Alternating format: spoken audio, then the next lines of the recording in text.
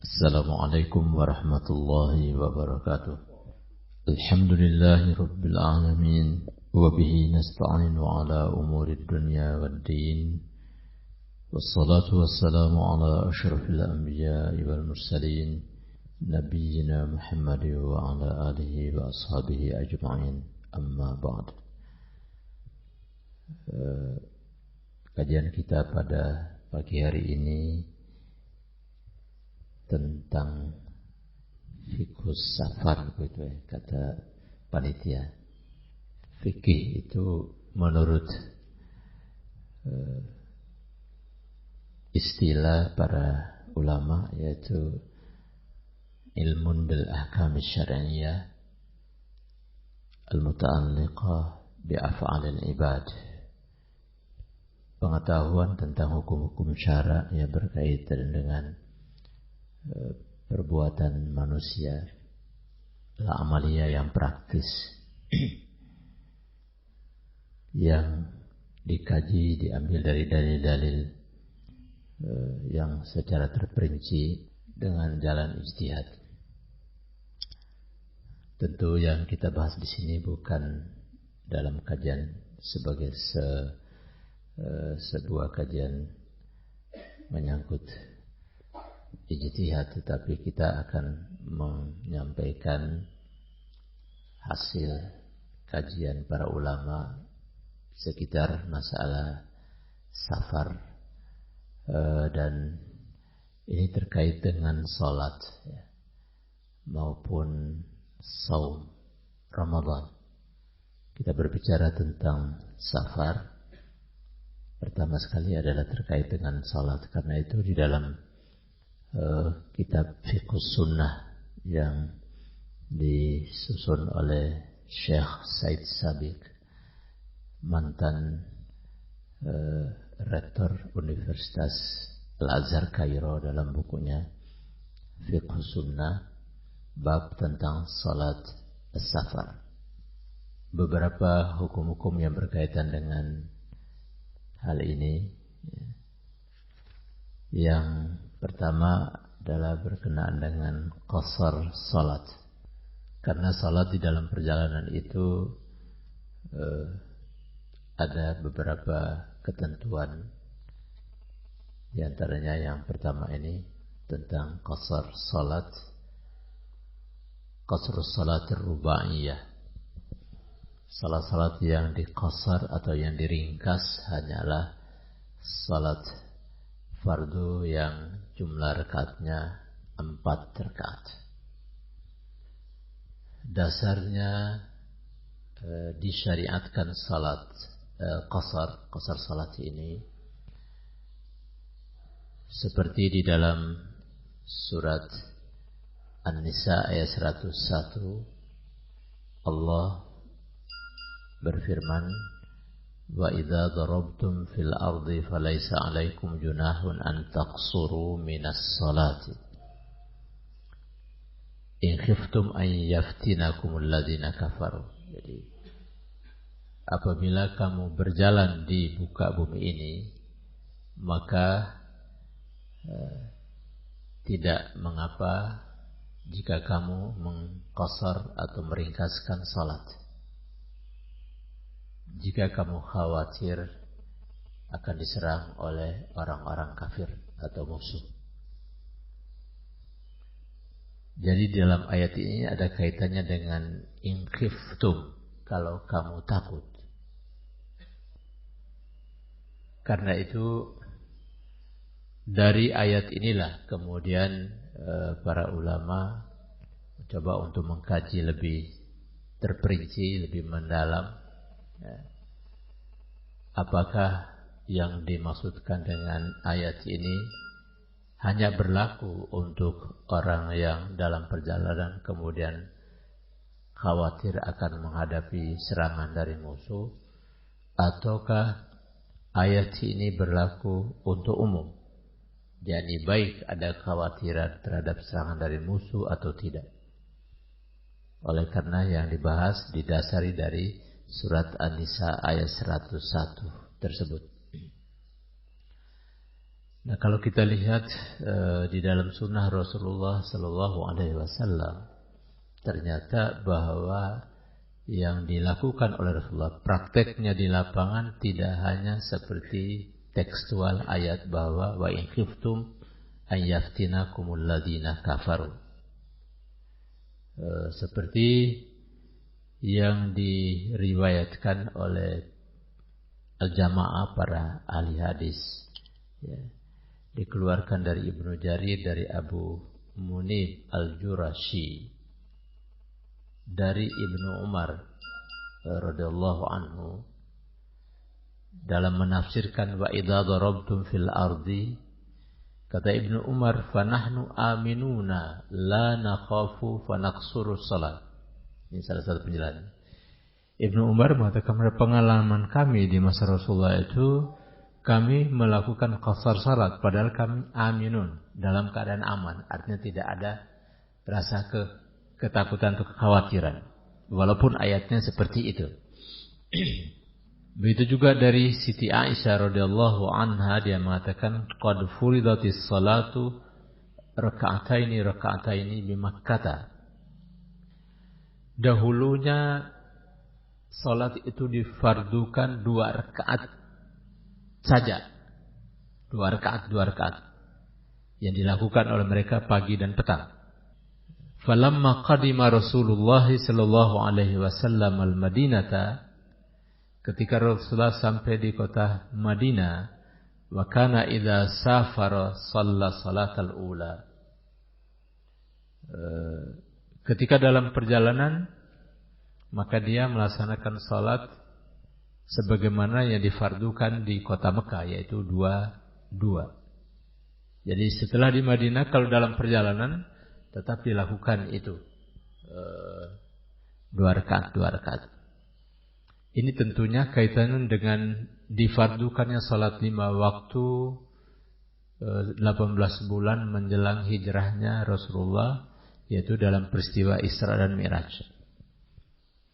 Begitu Rasulullah melakukan perjalanan Isra dan Mi'raj dan diwajibkan terhadap umatnya salat 5 waktu sehari semalam, ada yang 4 rakaat, ada yang 3, dan salat subuhnya 2 rakaat.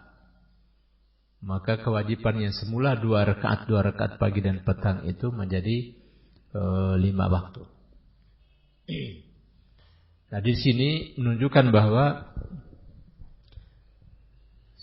difardukannya salat itu bukan pada saat Isra dan Mi'raj. Itu kalau kewajiban 5 waktu. Tapi sebelum ada kewajiban 5 waktu, salat pun sudah dilakukan oleh mereka 2 rakaat pagi dan petang. Kalau kita baca di dalam sirah Nabi, Rasulullah pernah bersama Siti Khadijah dan Sayyidina Ali bin Abi Thalib bertiga salat di Ka'bah. Itu berarti pada waktu itu baru hanya 3 orang yang muslim. Orang-orang pertama yang masuk Islam kan istri Rasulullah Siti Khadijah, kemudian di kalangan anak-anak muda Sayyidina Ali bin Abi Thalib. Mereka bertiga melakukan salat di situ. Itu berarti jauh, ya belasan tahun. Karena salat baru difardukan 5 waktu itu kira-kira sudah pada tahun ke-12 dari kenabian, menjelang hijrahnya Rasulullah sallallahu alaihi wasallam ke Madinah. Begitu juga hadis yang lain diriwayatkan oleh Ibnu Hibban, Ibnu Khuzaimah, dari Ibnu Qayyim, dia mengatakan bahwa kana yaqsuru shalat ar-rubaiyah fa yusalliha rak'ataini min hin yakhruju musafir. Jadi Rasulullah itu dengan adanya disyariatkan salat qasar ini, maka yang diqasar, yang diringkas hanyalah salat yang berjumlah rakaatnya 4. Dia lakukan itu 2 rakaat, yang tadi 4 rakaat menjadi 2 rakaat ketika Rasulullah sedang keluar bepergian sampai dia kembali lagi ke kota Madinah. Walam yathbut anhu annahu atamma salatar rubaiyah walam yakhtalif fi dzalika ahadun minal imam. Di dalam berbagai riwayat tidak ditemukan bahwa Rasulullah kalau dalam perjalanan itu dia salat secara sempurna. Artinya kalau 4 rakaat dia dikerjakan 4 rakaat. Sekalipun mereka para ulama itu berbeda pula apakah seseorang dibolehkan untuk sholat 2 rakaat saja diqasar atau dibolehkan tidak diqasar. Itu pun ada perbedaan di kalangan para ulama, bahkan sampai ada yang berpendapat bahwa kalau di dalam perjalanan harus wajib qasar. Nah, itu ikhtilaf, perbedaan pendapat di kalangan ulama. Mazhab Malikiyah misalnya mengatakan bahwa qasar itu adalah sunnah muakkad. Mazhab Hanabilah misalnya mengatakan bahwa qasar itu boleh saja, jadi tidak sunnah muakkad.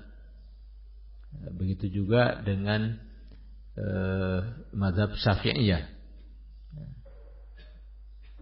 Dengan syarat, kalau mazhab Syafi'iyah itu dengan syarat bahwa qasar salat itu dilakukan dalam perjalanan dengan jarak tertentu.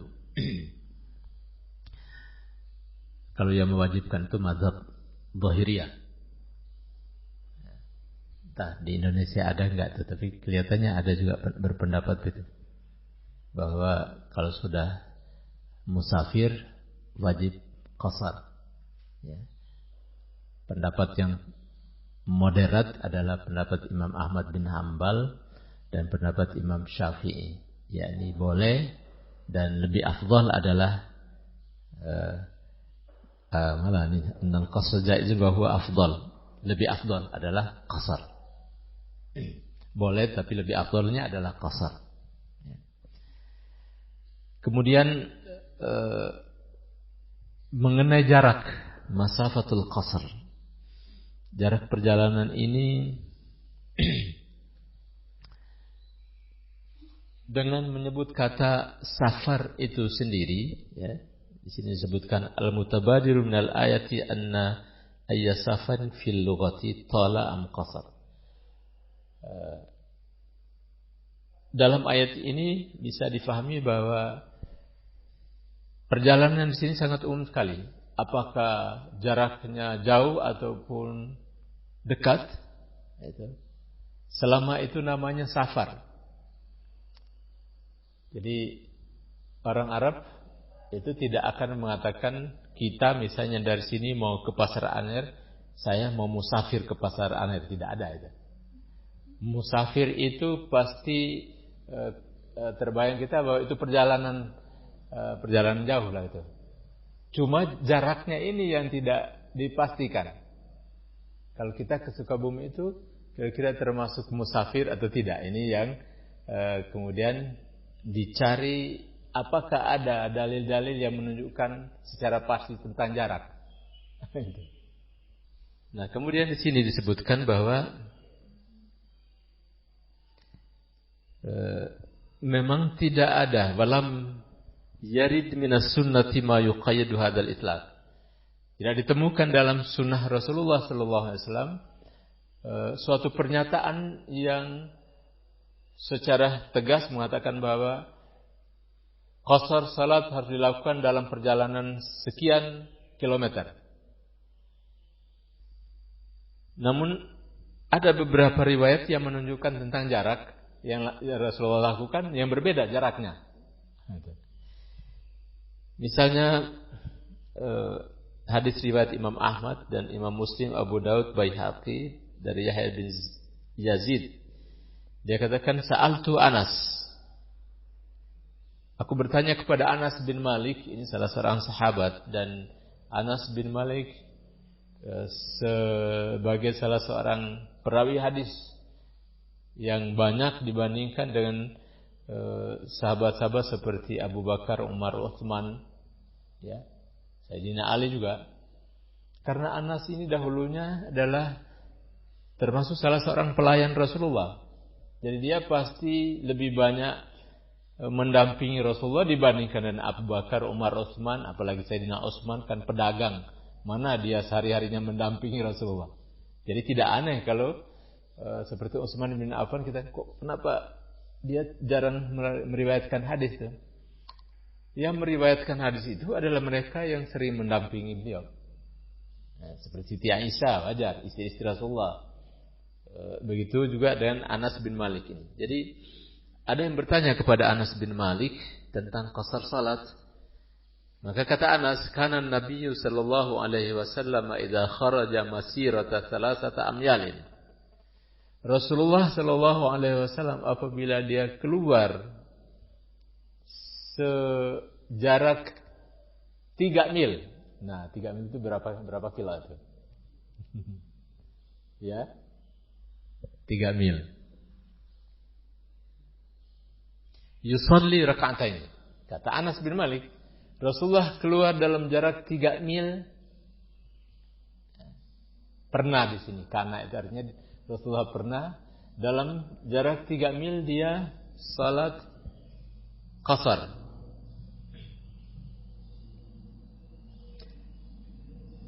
Menurut Ibnu Hajar Al-Asqalani, ini adalah pensyarah. Syarah itu apa? Syarah. Kalau dalam Al-Quran istilahnya tafsir. Kalau hadis itu syarah. Hadis-hadis ini kan Rasulullah menyatakan demikian. Perlu disyarahkan, perlu dijelaskan. Tafsir itu artinya penjelasan terhadap ayat Quran. Ibnu Hajar Al-Asqalani adalah pensyarah hadis-hadis Sahih Bukhari.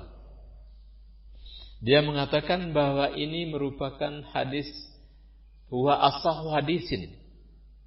Hadis ini adalah hadis yang sahih, paling sahih. Sahih, asahhu itu artinya paling. Kabir, akbar itu kan artinya paling besar. Jadi sahih, kabir itu besar, kalau akbar paling besar. Sahih, asahhu jadi paling sahih. Fi bayani zalika, dalam menjelaskan tentang qasar salat berkaitan dengan jarak. Kemudian ada lagi riwayat yang lain menyatakan dari Abu Sa'id Al-Khudri, sahabat beda lagi. Dia mengatakan kana Rasulullah sallallahu alaihi wasallam idza safara farsakhan yahsurus salata. Apa artinya farsakh di sini? Satu farsakh itu sama dengan 3 mil. Jadi kalau bahwa Rasulullah melakukan perjalanan 1 farsakh itu tekstualnya kan teksnya kalau dari Abu Sa'id Al-Khudri dikatakan Rasulullah dalam perjalanan farsakhan, 1 farsakh. Kalau dari Anas bin Malik disebutkan langsung 3 mil. 1 farsakh itu sendiri sama dengan 3 mil. Dan demikian maka hadis yang diriwayatkan dari Abu Sa'id Al-Khudri ya sama dengan makna yang dikemukakan oleh Anas bin Malik. Ini artinya apa? Perjalanan yang dilakukan oleh Rasulullah itu paling sedikit atau jarak paling kurang 3 mil itu pernah dia qasar salat. Nah, wa amma ma dhahaba ilaihi al-fuqaha min istirati safar tawil wa aqalluhu marhalatani. Adapun oleh kalangan para ulama yang kemudian mengatakan bahwa qasar syaratnya harus paling kurang 2 marhala. Ada yang mengatakan paling kurang 3 marhala.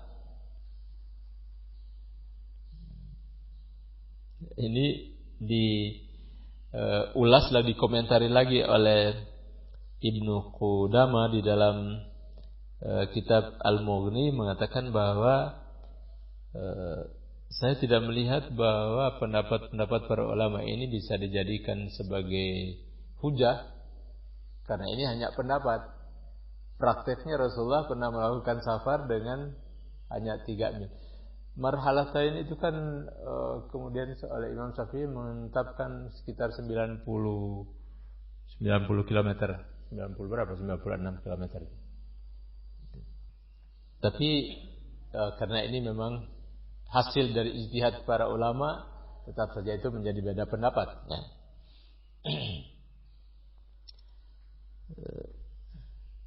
Ayatnya sama, semuanya bersandar kepada ayat tadi.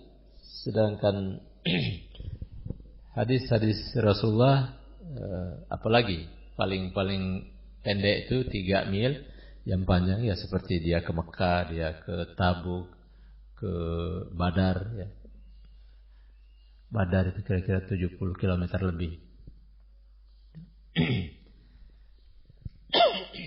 Kita ke Jakarta berapa kilometer?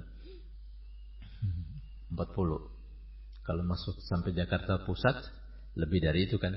40 kan pintu tol Jagorawi sampai dengan pintu tol keluarnya saja kan tuh. 40 km. Kita kan nggak ada yang turun di situ kan.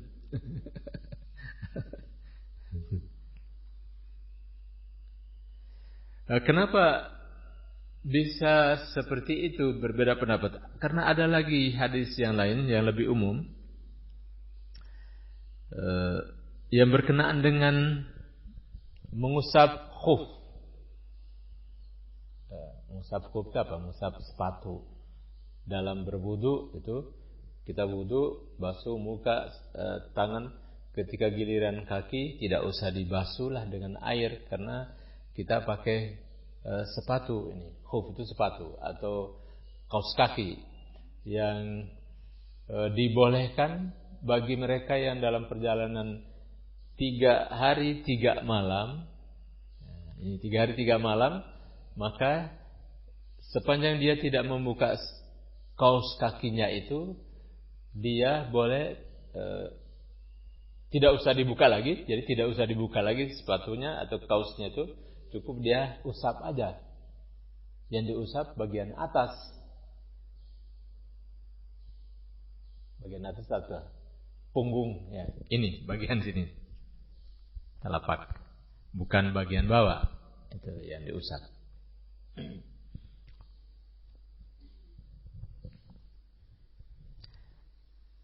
Sedangkan bagi yang mukim itu 1 hari 1 malam. Untuk yang mengusap sepatu atau kaos. Kaosnya harus yang tebal gitu. Jadi misalnya dia habis salat subuh, dia habis wudu untuk mau salat subuh pakai kaos kaki, ya. Dia tidak usah buka lagi pada waktu wudu untuk salat duhur, untuk salat asar, untuk salat maghrib, salat isya, besoknya dibuka. Biasanya harus dibuka, kemudian dibasuh seperti biasa, lalu dipakai lagi kaos itu. Dan kaos itu lagi sudah kotor, ganti aja yang baru gitu. Kalau memang seperti itu. Dalam perjalanan 3 hari 3 malam, dibolehkan baru dibuka. Tapi kalau mau dibuka saja saat itu, ya berarti basuh kaki seperti biasa. Kita basuh kaki. Itu. Itu yang kaitan dan mengusap khuf. Ada lagi hadis, la yahillu li imra'atin tu'minu billahi wal yawmil akhir an tusafira masirata yaumin illa ma'a dhi mahramin. Kaitannya dengan tidak boleh seorang wanita yang bepergian sendirian tanpa ditemani oleh mahramnya dalam perjalanan 1 hari. Masirata yaumin. 1 hari, kecuali harus ditemani atau bersama-sama dengan mahramnya. Ada 3 riwayat itu. La yahillu li imra'atin tu'minu billahi wal yawmil akhir an tusafir masirata yaumin wa lailatin. Ada 1 hari 1 malam. Dan yang paling tinggi adalah salasata ayyam, 3 hari 3 malam. Ini semua juga menjadi pertimbangan para ulama tadi. Sehingga ketika menyebutkan hari, maka tidak mungkin itu bisa ditempuh dalam 3 mil. Karena jarak perjalanan yang dilakukan pada masa itu tidak menggunakan kendaraan seperti mobil. Waktu itu ya menggunakan kendaraan onta. Hijrah Rasulullah dari kota Mekah ke Madinah waktu itu memerlukan berapa hari? 12 hari ya. Tapi kan dia nginap dulu bersembunyi dulu di Gua Thur dan seterusnya itu.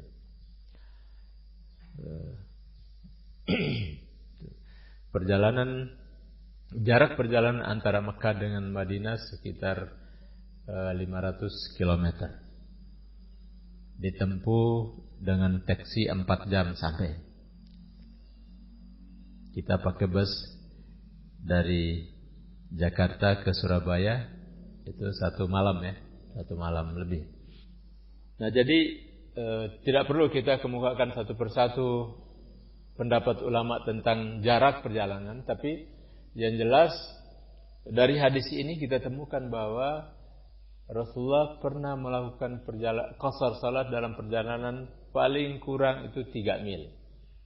Lalu oleh mereka dikaji lagi katanya, ini ilatnya itu apa? Alasannya harus qasar salat itu apa? Apakah karena perjalanannya ataukah karena memang ada kesulitan yang dihadapi di jalan? Ada yang mengatakan ya karena kesulitan. Jadi kalau tidak ada kesulitan itulah yang membuat keringanan yang diberikan kepada kita. Begitu juga dengan saum kita, ya, siam.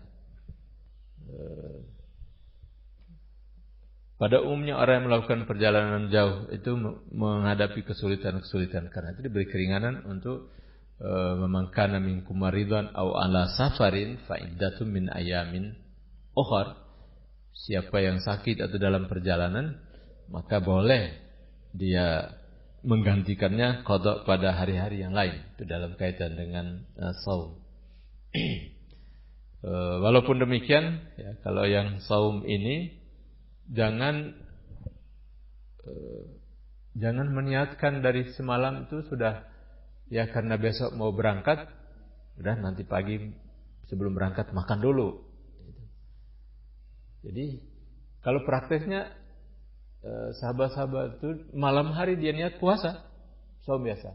Nah di jalan yang tidak kuat lagi baru dia buka. Jangan sengaja melakukan perjalanan untuk tidak puasa gitu. Begitu, karena alasannya musafir. Nah kemudian selanjutnya ini disebutkan mata yutimul musafiru yuksiru salat. Jadi kapan seorang musafir ini mulai salat secara sempurna? Disebutkan setelah dia kembali dari perjalanannya. Artinya kalau dia sudah sampai lagi di rumahnya, dia harus salat secara sempurna. Yang dilakukan oleh Rasulullah, qasar itu setelah dia dalam perjalanan. Jadi kalau dia misalnya niatnya mau qasar, niat mau berangkat, mau dalam perjalanan, tidak boleh dia misalnya berangkatnya nanti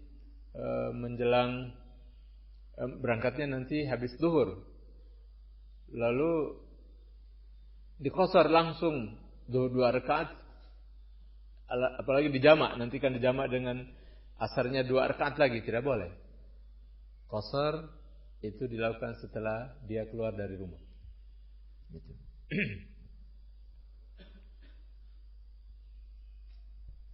Walaupun ada saja pendapat wa yara ba'du salafi anna man nawas safara yuksiru walau fi baitihi.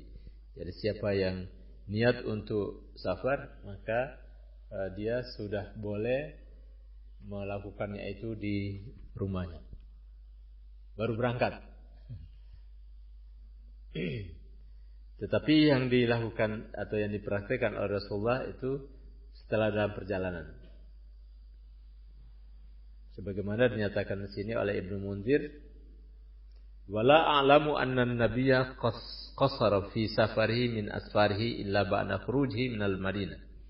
Saya tidak pernah melihat bahwa Rasulullah itu qasar salat kecuali setelah dia keluar dari kota Madinah.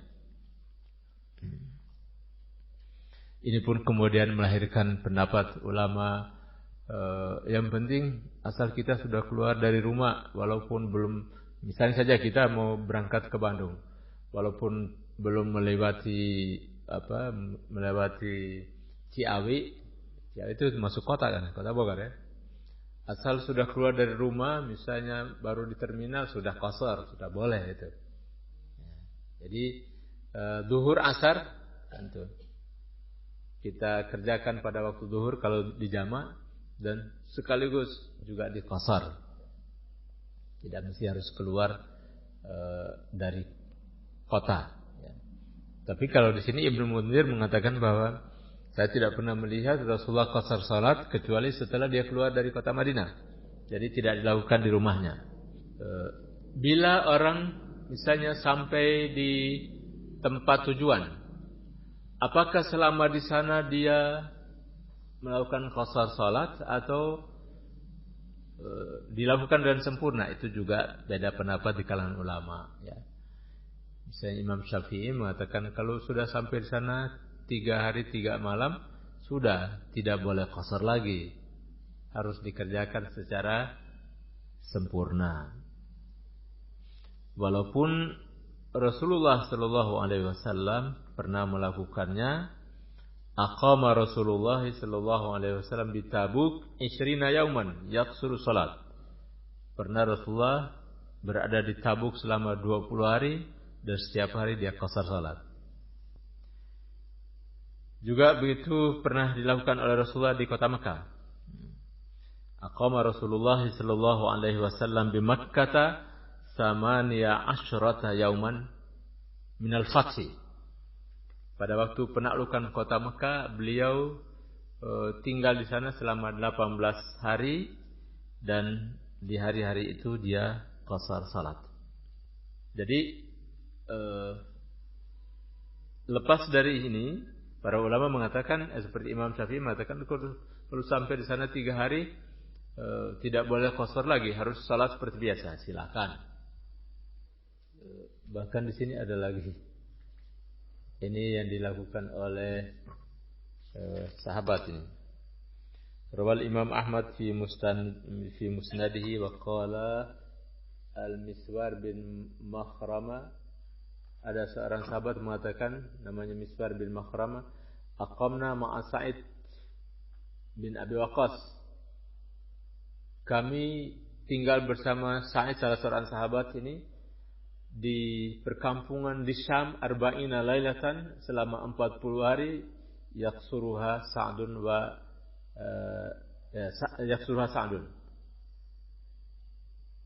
Jadi dia qasar, sedangkan ini teman-temannya ada yang kerjakan secara sempurna. Ini di kalangan sahabat. Begitu juga kata Nafi, aqama Ibnu Umar di Azerbaijan. Sittata ashhur. Ibnu Umar ketika berada di sana 6 bulan yusalli rakaatain. 6 bulan dia qasar salat. Tinggal sana. Wa qala Hufs bin Ubaidillah, aqama Anas bin Malik bi Syam sanatain yusalli salatal musafir. Anas bin Malik yang tadi meriwayatkan itu pernah dia tinggal di Syam selama 2 tahun dan dia salat seperti salatnya orang musafir. 2 tahun. Ya. Aqama Anas bin Malikin bisyami sanatain tanya 2 tahun, yusalli salatal musafir. Dia salatnya seperti salat musafir, yaitu di qasar. Bahkan Anas sendiri mengatakan beberapa orang sahabat Nabi ketika berada di Hormuz itu di selat apa tuh? Di daerah Turki sana. Ya. Itu 7 bulan yaksuruna salat. Mereka juga qasar salat. Begitu banyak ini. Dari itu semua kita kembali kepada para ulama-ulama mujtahidin. misalnya Imam Malik dan Syafi'i, dia mengatakan ini, idza nawa iqamata aktsara min arba'ati ayamin atamma. Kata Imam Malik dan Imam Syafi'i, apabila seseorang berniat ini ke Surabaya dan insyaallah akan berada di sana 4 malam. 4 hari 4 malam, maka dia harus salat seperti salat orang mukim.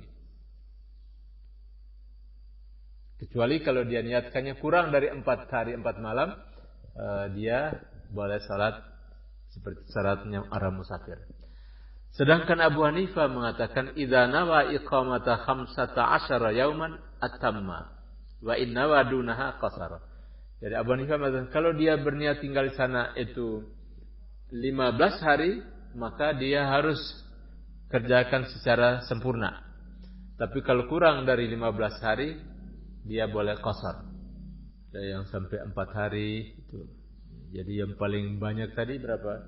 15 hari, dan paling sedikit adalah 4 hari 4 malam. Dasarnya kan sudah ada. Rasulullah ketika di Tabuk 20 hari qasar terus. Kemudian di Mekah 18 hari. Kemudian para ulama 4 mazhab ini sepakat bahwa apabila dia tinggal karena ada suatu kebutuhan menunggu selesainya suatu urusan,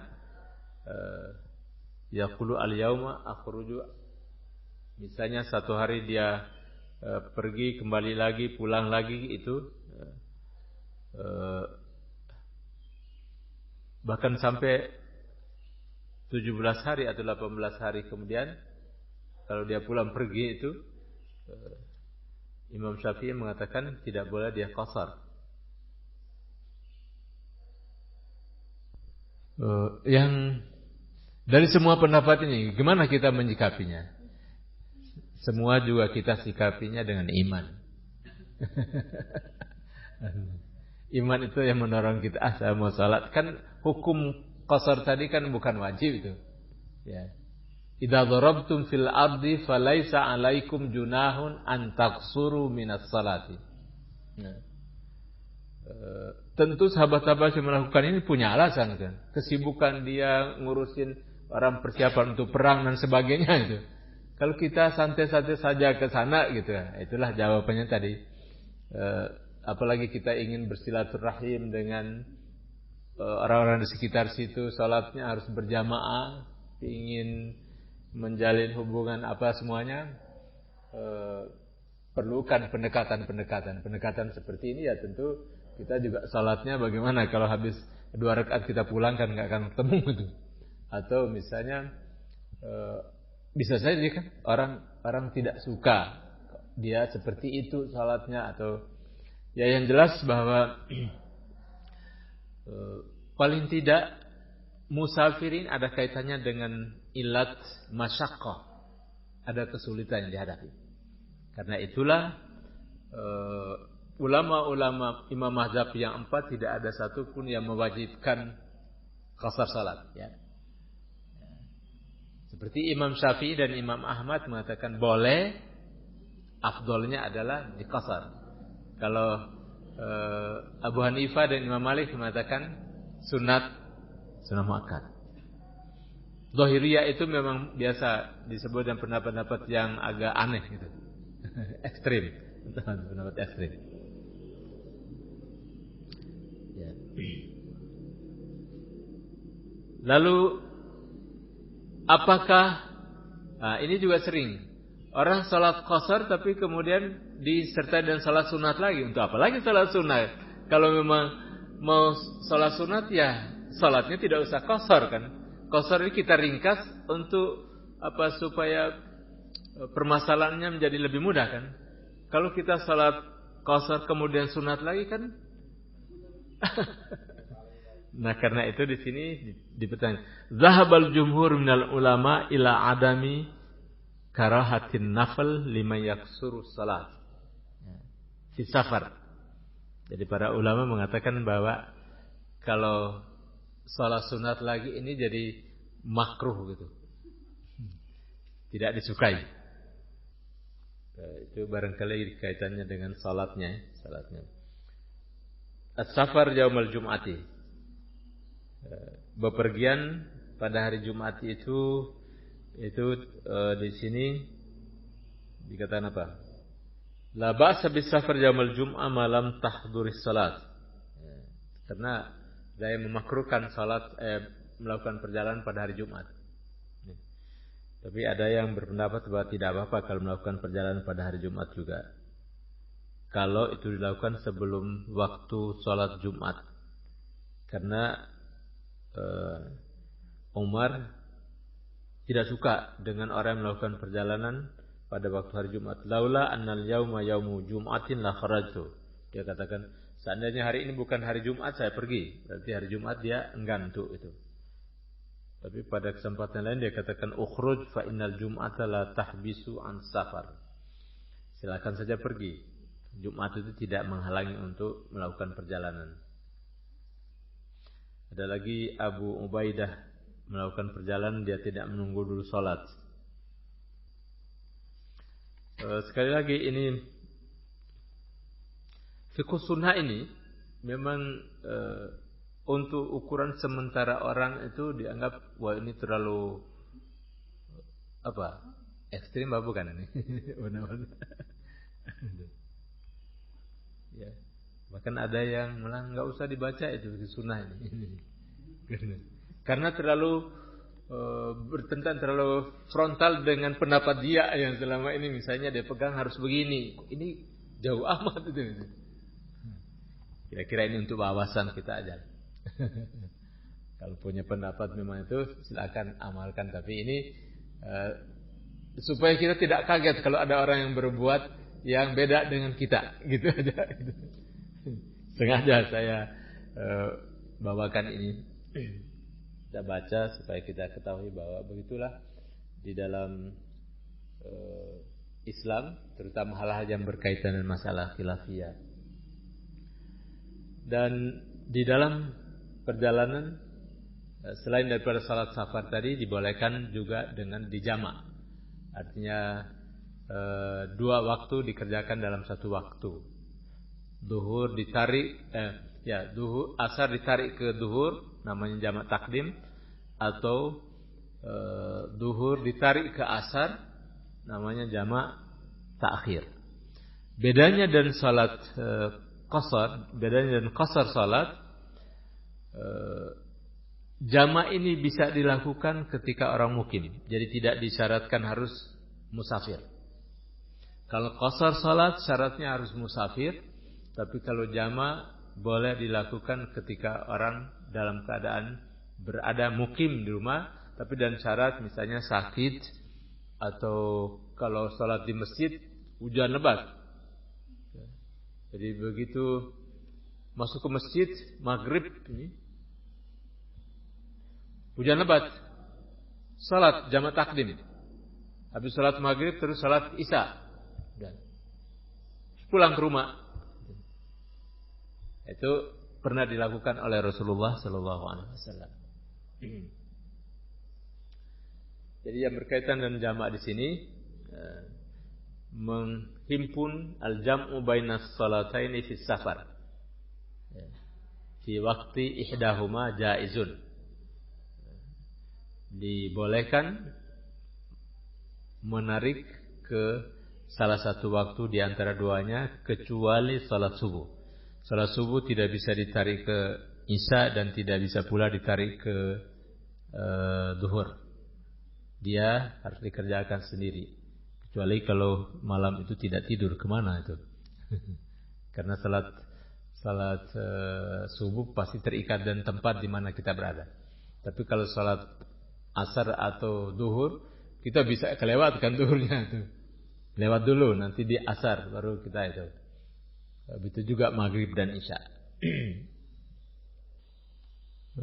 Rasulullah melakukan salat di jamaah itu setelah dia bepergian juga. Jadi ketika dia masih di rumah, dia tidak lakukan. Walaupun tadi bagian ulama membolehkan ketika dia masih di rumah. Tadi kan salat qasar, jamak dan qasar ini bagi musafir kan sama. Rasulullah misalnya saja dalam hadis ini disebutkan, karena fi ghazwati Tabuk idza zaghatis syamsu qabla an yartahila jama'a baina adh-dhuhr wal 'asr. Di waktu di Tabuk ketika matahari sudah tergelincir, maka dia salatnya jamak takdim. Zuhur dan asar dikerjakan pada waktu zuhur. Wa idza irtahala qabla an tazigha syamsu, apabila dia berangkat sebelum tergelincir matahari, artinya sebelum masuk waktu zuhur, maka jamaknya ditakhirkan, yaitu dikerjakan zuhur dan asar di waktu asar. Misalnya saja kita akan berangkat ke Bandung atau ke Surabaya, berangkatnya sesudah zuhur, maka sudah ditarik, zuhur dan asar dikerjakan pada waktu zuhur. Tapi kalau kita berangkatnya sebelum zuhur, maka jamaknya jamak takhir, yaitu dikerjakan salat asar nanti dengan zuhur bersama-sama. Itu pun yang dilakukan oleh Rasulullah adalah setelah dia keluar. Jadi tidak ketika di rumah lalu langsung dia lakukan itu. Walaupun di sini misalnya wa an Quraib an Ibnu Abbas annahu qala, Ibnu Abbas mengatakan, ala ukhbirukum an salati Rasulillah fi safar. Maukah aku tunjukkan kepada kamu tentang salat Rasulullah dalam perjalanan? Qulna bala. Ya. Qala idza zaghat lahu syamsu fi manzilihi jama'a baina adh-dhuhri wal 'asr. Apabila matahari telah tergelincir di rumahnya, dia menjamak antara zuhur dan asar. Qabla an yarkab, sebelum dia naik kendaraan. Nah, ini riwayat dari Ibnu Abbas. Wa idza lam tazagh lahu fi manzilihi, di rumahnya, yang tadi itu di Tabuk ya. Karena itu pendapat yang pertama mengatakan atas dasar salatnya di Tabuk tidak boleh dijamak kecuali sesudah dalam perjalanan.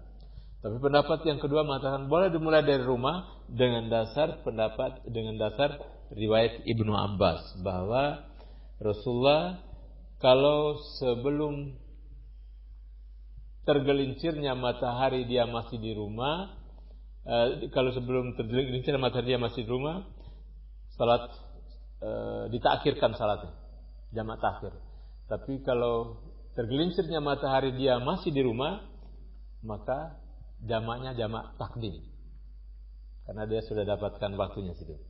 Idza zagat lahu syamsu fi manzilihi, bila matahari sudah tergelincir, maksudnya sudah masuk waktu zuhur dan beliau masih di rumahnya, jama'a bainadz zuhri wal 'asr. Dia jamak antara zuhur dan asar qabla an yarkab, sebelum dia naik kendaraan. Wa idza lam tazagh lahu fi manzilihi, dan apabila matahari belum tergelincir, artinya belum masuk waktu zuhur dan dia masih di rumah, dia berjalan sampai waktu asar baru dijamak, namanya jamak takhir. Wa idza hanat lahul maghrib fi manzilihi jama' bainaha wa bainal isya. Itu begitu juga dengan maghrib dan isya. Kalau waktu maghrib dia masih di rumah, maka isya ditarik jamak takdim. Tapi kalau begitu berangkat dia maghrib belum masuk, maka nanti maghrib yang ditarik ke isya, jamak ta'khir. La tushtaratun niyatu fil jam'i wal qasr. Qala Ibnu Taimiyah mengatakan bahwa wa huwa qaulu jumhuril ulama, dan ini merupakan pendapat dari mayoritas ulama. Wa qala wan nabiyyu sallallahu alaihi wasallam lamma kana yusalli bi ashabi jam'an wa qasran lam yakun ya'muru ahadan minhum bi niyatil jam'i wal qasr. Tentang niat, apakah perlu disyaratkan niat jamak dan qasar? Ibnu Taimiyah mengatakan bahwa mayoritas ulama mengatakan tidak perlu. Alasannya apa? Ketika Rasulullah dan sahabat-sahabatnya melaksanakan salat jamak dan qasar, beliau tidak menyuruh mereka untuk niat jamak dan qasar. Bal kharaja minal madinati ila Makkah yusalli raka'atain min ghairi jam'in thumma shalla bihim dhuhra bi Arafah wa lam yu'limhum annahu yuridu an yusalli al-'asr ba'da. Bahkan yang terjadi misalnya dalam perjalanan ketika ke Mekah atau ketika di Arafah, sahabat-sahabat kan makmum nih. Mereka juga tidak bertanya. Rasulullah datang waktu zuhur, Allahu Akbar, sampai 2 rakaat salam. Ikut aja salam, karena begitu imam makmum mengikuti, begitu imam salam, salam aja. Tidak kita niat dulu, tidak begitu itu. Ayo rame-rame kita niat. Nawaitu shauma ghadin, tidak gitu. Begitu juga dengan salat tadi itu. Mari kita niat rame-rame. Nawaitu apa ya? Usolli fardal apa?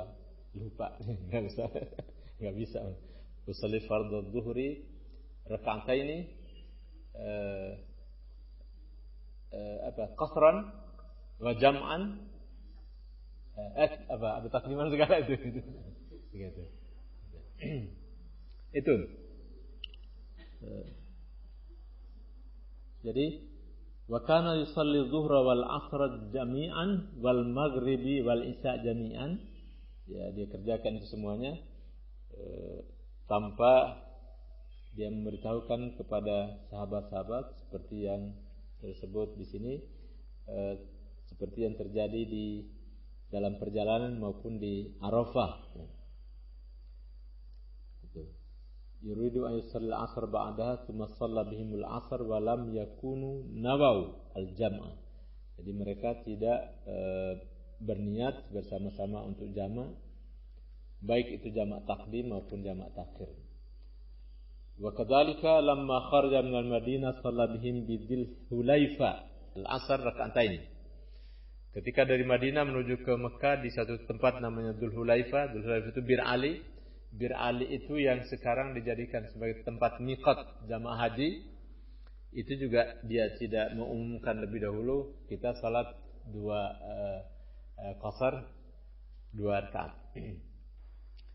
Walam ya'murhum biniyati qasrin. Dia juga tidak menyuruh mereka untuk berniat dengan niat qasar. Wa ammal muwalatu bainas salatain faqad qala. Adapun muwalat artinya apa? Kalau kita kerjakannya jamak, maka harus muwalat, yakni begitu selesai zuhur assalamualaikum, jangan saya mau santai dulu baru salat asar, kemudian harus muwalat langsung. Assalamualaikum, qomat yang diselingi dan qomat.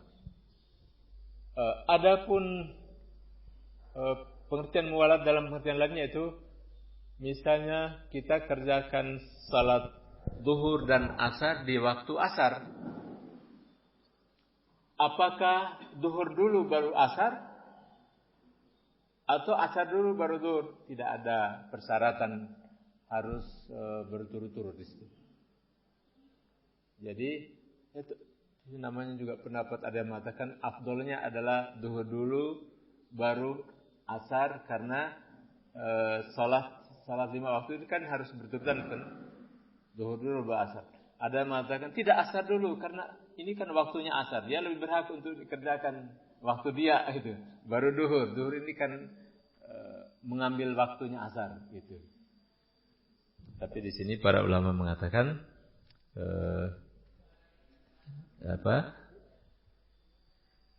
mana tadi?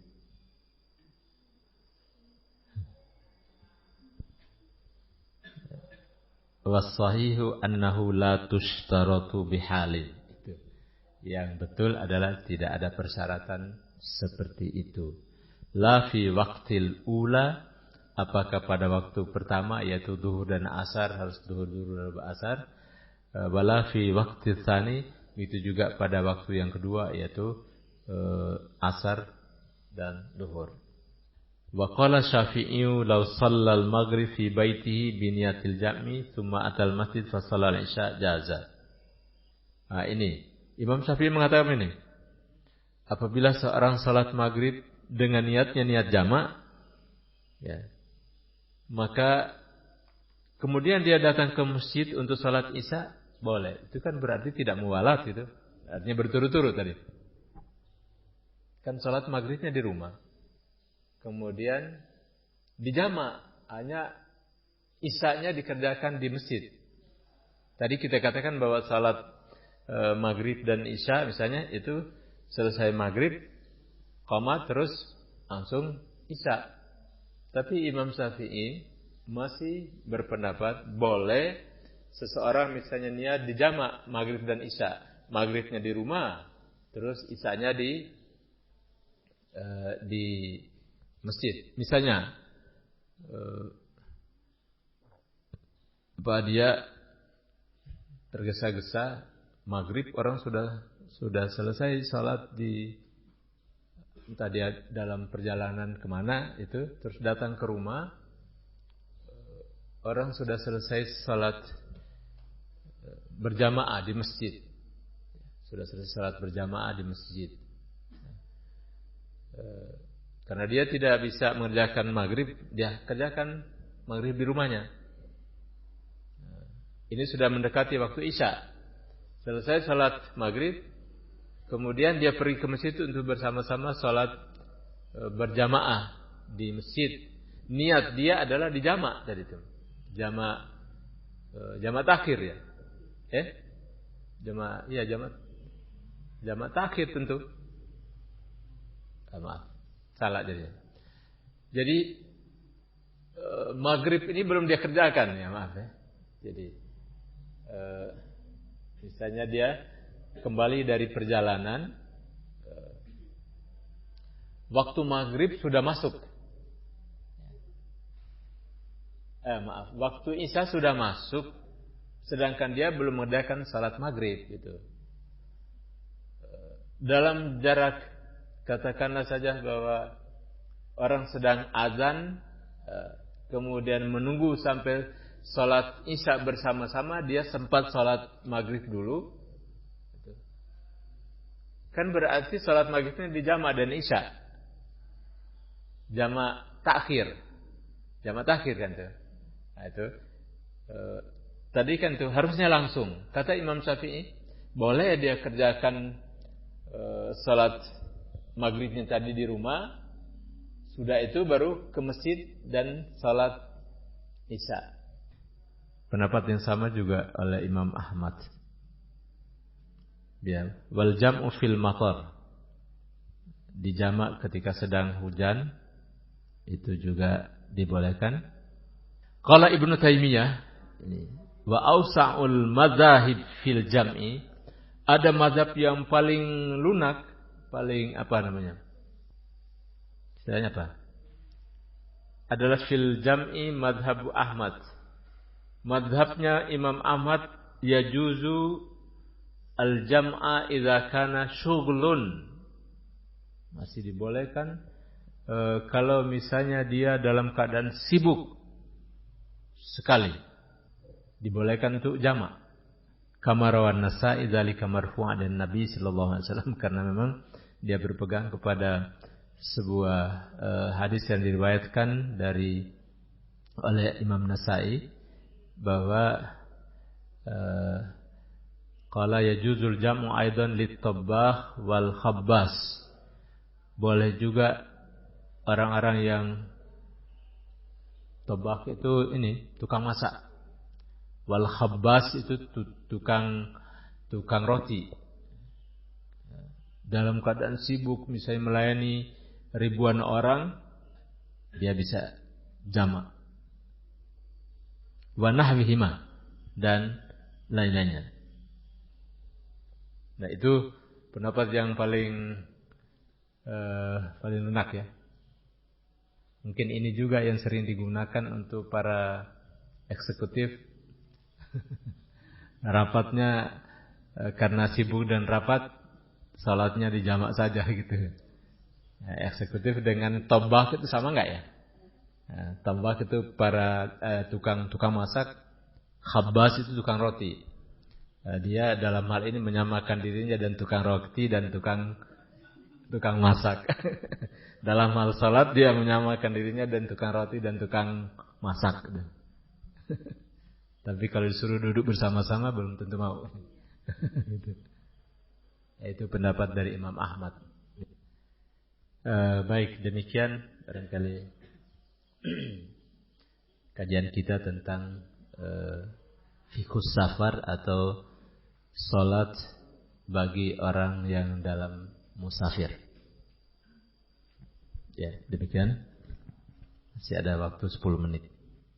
Ya, syukuran kepada Ustadz Abbas yang telah menjelaskan kepada kita semua ya. Insyaallah landasan pemahaman gitu. Sebuah landasan pemahaman fikih safar dalam perjalanan gitu ya. Mungkin dari para hadirin nanti yang ba'da kajian ini ada yang ingin mudik gitu atau ba'da id nanti, ya insyaallah ini landasan dasar ya. Jadi ya insyaallah juga mengutip tadi firman Allah dalam surah An-Nisa yang telah disampaikan oleh Ustadz Abbas gitu ya. Dan apabila kamu bepergian di muka bumi, maka tidaklah mengapa kamu mengqashar salat. Seperti itu. Ya, baik. Mungkin para hadirin sudah terlihat mempunyai banyak pertanyaan ya, sehingga ada yang sebagian terlelap gitu, terus ada yang sebagian masih bersemangat. Ya, langsung saja dibuka cermin pertama ya. Insyaallah dari ikhwannya ada satu orang penanya, dari akhwatnya satu orang penanya dulu. Ya, silakan. Bismillahirrahmanirrahim. Assalamualaikum warahmatullahi wabarakatuh. Ustaz, terkait dengan waktu, terkadang untuk kondisi saat ini jarak mungkin bersifat relatif gitu, waktu tempuh gitu. Mengingat kondisi saat ini karena kemajuan teknologi, pesawat terbang dan angkut yang lain, mungkin perjalanan bisa lebih cepat gitu Ustaz, walaupun jaraknya jauh gitu. Nah, bagaimana hukumnya terkait dengan kondisi saat ini gitu?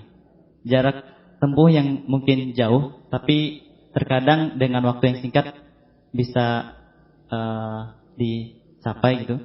Dan juga kondisi ketika terkadang jarak yang dekat juga karena kondisi mungkin macet gitu, seperti di Jakarta, Bogor dan sekitarnya. Terkadang perjalanan itu memakan waktu yang cukup lama. Misalnya jarak antara waktu sholat maghrib dan sholat isya yang tidak terlalu lama gitu ya. Tetapi karena kondisi macet, terkadang waktu maghrib habis sehingga kita masuk ke dalam waktu isya. Nah, itu bagaimana hukumnya? Terima kasih. Assalamualaikum warahmatullahi wabarakatuh. Itu dulu ya. Itu dulu. Ya. Jadi kondisi macet seperti tadi kan kita bisa gunakan dalil 3 mil itu. Ya. Dalam perjalanan 3 mil Rasulullah qashar salat. 3 mil itu berapa kilo? Sekitar 5 kilo, sekitar 5 kilo, 4 ya mau masuk 5 kilo gitu. Dalilnya tadi itu. Misalnya macet. Kalau yang berangkat dari Jakarta ke Singapura itu berapa? 3/4 jam ya. Lebih cepat dari kita ke Jakarta, atau dari sini, dari Dermaga ke terminal. Dermaga ke terminal itu bisa 1 jam lebih itu. Tapi kalau hanya 1 jam lebih kan misalnya asar. Kecuali kalau kita berangkatnya menjelang maghrib, asar belum kita lakukan ya, ketinggalan asar karena masih di jalan. Barangkali juga perlu diprogramkan perjalanan itu. Jadi tidak hanya melihat dari sini, tapi apalagi hari-hari seperti sekarang kan kita wah ini macet ini. Jadi berangkatnya sesudah zuhur saja. Jadi sudah salat zuhur, sudah enak ya dengan asarnya, sehingga kemungkinan macet di sini sampai berenang siang dan seterusnya kita sudah aman.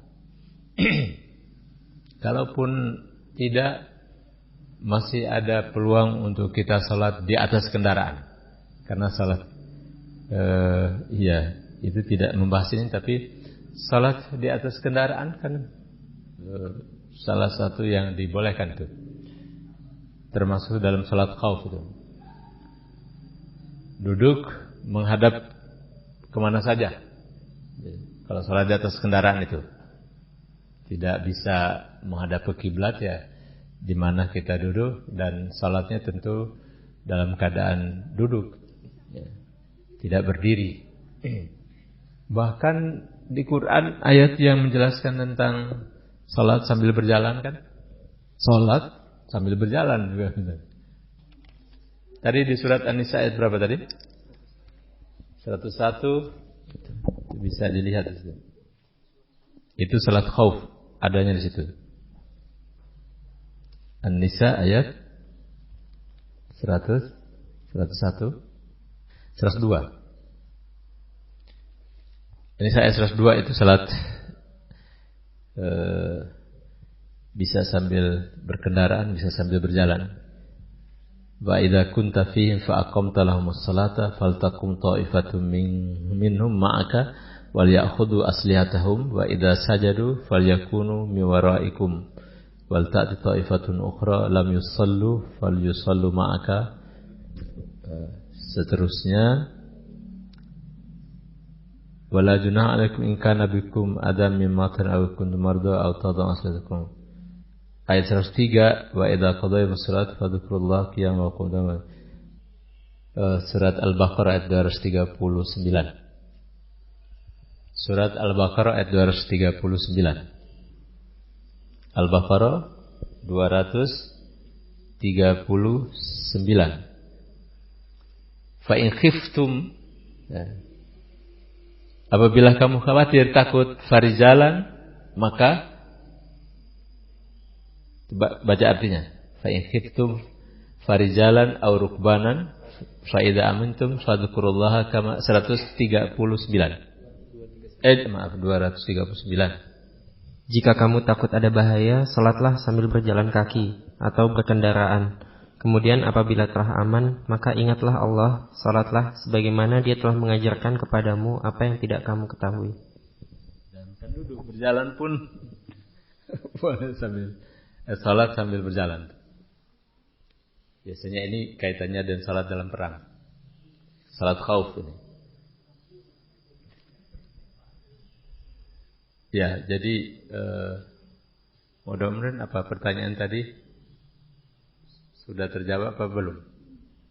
Ya, jadi prinsipnya tadi kan orang yang bepergian itu dia boleh qasar dan jama', dan boleh saja dia salat dengan sempurna itu. Misalnya tadi dari Jakarta ke Singapura,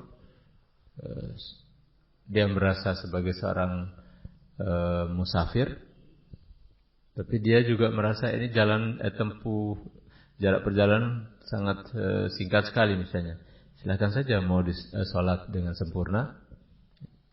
Pahalanya insya Allah semuanya kalau kita jalankan sesuai dan pertama kan itu sebuah amalan itu bernilai ibadah pahala itu. Pertama karena iman, kemudian yang kedua niat yang ikhlas, ketiga dilakukan sesuai dengan sunnah atau ittiba'ur rasul. Iman, ikhlas dan ittiba'ur rasul itu. Pahalanya yang 4 rakaat dan 2 rakaat sama. Tidak mengurangi pahalanya. Baik, silakan. Ya, ada 4 pertanyaan. Pertanyaan pertama tadi saya jadi ingat Buya Hamka pernah ditanya seperti itu, katanya nantilah kamu kalau sudah sampai di bulan baru tanya kepada saya katanya.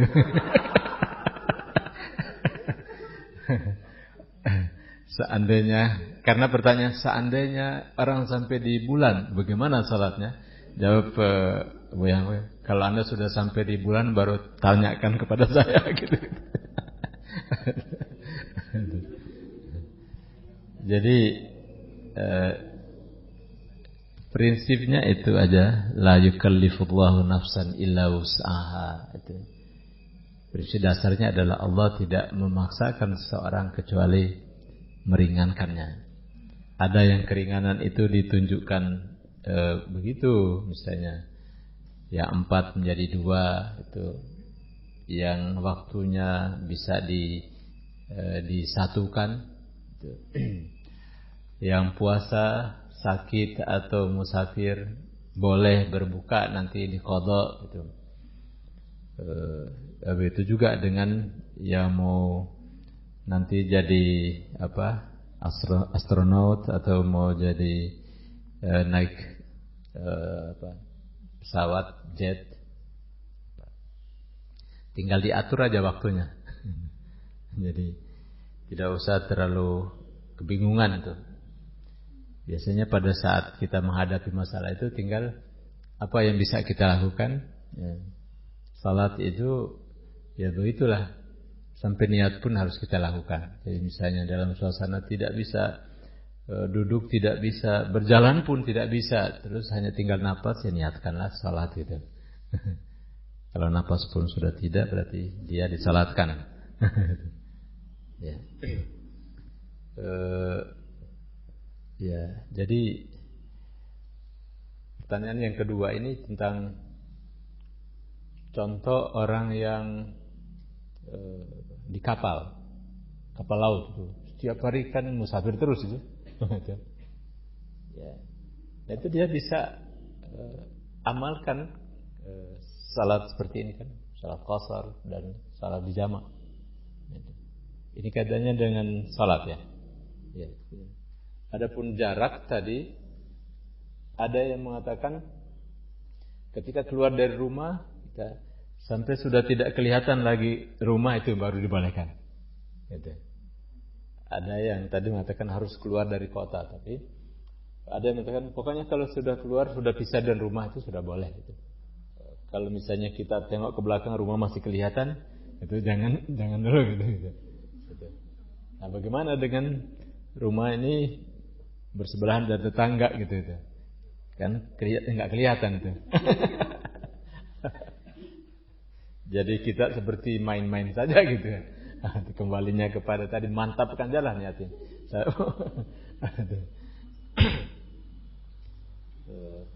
Ya walaupun demikian itulah para ulama memberikan jalan kemudahan kepada kita kalau memang kita menghadapi kesulitan seperti itu. Tahu tadi pendapat yang paling mudah kan masih di rumah kita lakukan itu. Tapi kesulitannya ketika kita berangkatnya sebelum masuk waktu ya. Tinggal diprogram saja. Apalagi punya kendaraan sendiri gitu ya. Ya, berangkatnya biar selesai salat dulu gitu. Atau kita salatnya di puncak saja, itu kan bisa diprogramkan tuh. Tapi kalau pakai kereta kita harus ikuti jalannya kereta. Salatlah di atas kereta api. Wudu sudah selesai, ya kan tinggal salat, duduk, menghadap kemana saja gitu. Di atas bus bisa. Ya. Itu kemudian yang terakhir qadha salat. Justru dengan peluang-peluang yang diberikan inilah membuat salat itu tidak ada qadha. Ya. Bagi tabbah tadi yang tukang masak, dia boleh dijamak. Bagi tukang roti misalnya juga boleh dijamak. Tinggal dikiaskan saja. Yang punya kesibukan super sibuk katakanlah itu, tinggal mau jadi tukang roti atau tukang masak. Yang jelas yang qadha itu yang ada hanyalah shaum. Tetapi para ulama mengistilahkan qadha salat bagi orang yang ketiduran atau lupa. Qadha dalam arti dia kerjakan salat itu tidak di waktu tersebut, tapi di luar waktu. Orang yang bangun, ya misalnya ketiduran terus bangun sudah lewat waktunya, dia kerjakan salat pada saat itu, namanya qadha salat. Tapi beda dengan saum. Ya. Orang yang musafir atau sakit, dia tidak saum pada hari itu nanti diqadha setelah keluar Ramadan.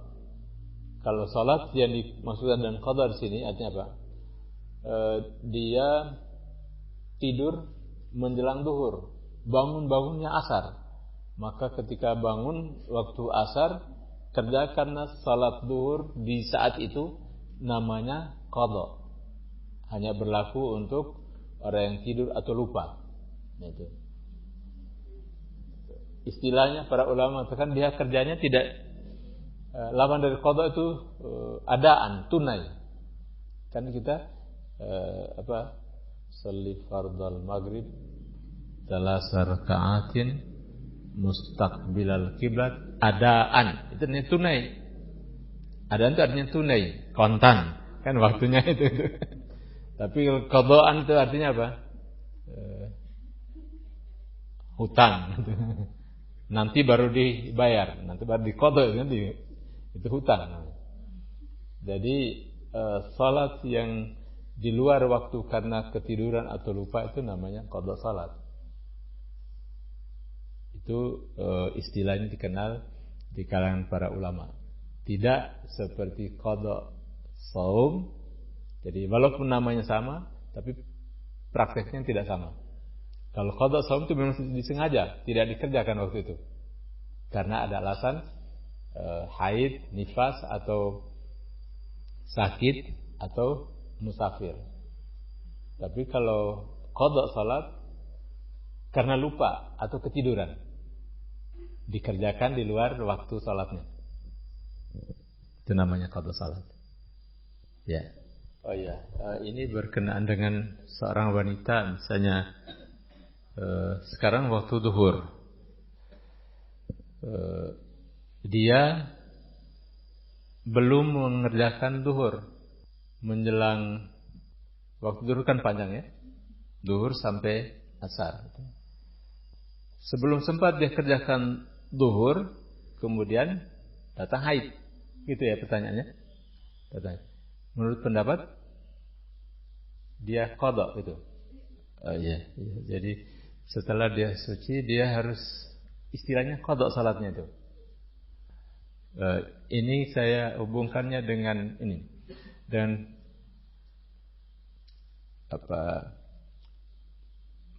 pembahasan para ulama usul fikih mengenai orang yang mati. Ini kan bukan ya. Orang yang mati pada saat seperti itu, jadi dia waktu zuhur dia tidak cepat-cepat salat itu. Sebelum masuk waktu asar, sebelum dia kerjakan itu mati.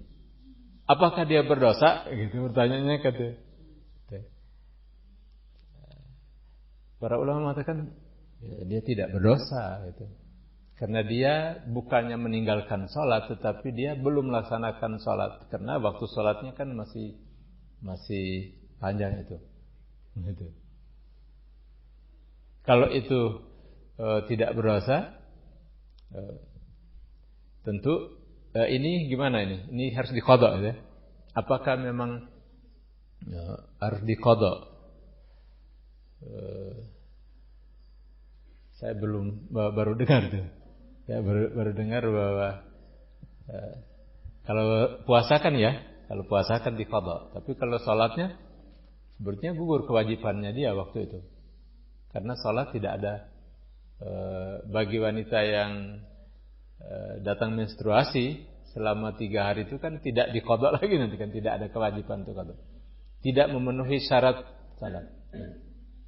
Jadi ketika orang menghadap seperti tadi, sebetulnya tidak ada kewajiban untuk harus mengqadha. Sama seperti dalam keadaan berapa hari itu sama. Karena itu bukan dengan kesengajaan dia gitu. Tapi yang jelas waktu sholat itu kan masih lapang. Dan ketika itu ya dia tidak ada keharusan untuk qadha. Tapi ya lepas barangkali ada pendapat seperti itu, Allahu a'lam, saya tidak tahu. Ya.